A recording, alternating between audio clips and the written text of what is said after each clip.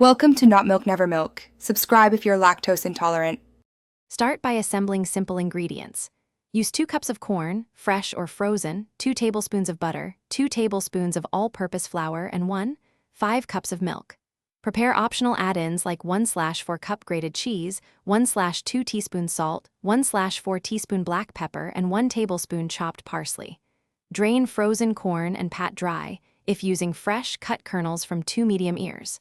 Set a small whisk, a saucepan, and a measuring cup within reach to speed the process. Melt 2 tablespoons of butter in a medium saucepan over medium heat, then stir in 2 tablespoons of all-purpose flour to form a pale roux. Whisk constantly for 3 minutes until sauce thickens and loses the raw flour taste. Gradually pour in 5 cups of milk while whisking to avoid lumps. Simmer for 2 to 4 minutes until smooth. Stir in 2 cups of corn and cook 3 to 5 minutes until heated through. Then add 1/2 teaspoons salt and 1/4 teaspoon black pepper to taste. For a richer version, stir in 1/4 cup grated cheese and 1 tablespoon chopped parsley off the heat until melted, then taste and adjust seasoning. Serve hot over rice, pasta, grilled chicken, or as a creamy side dish.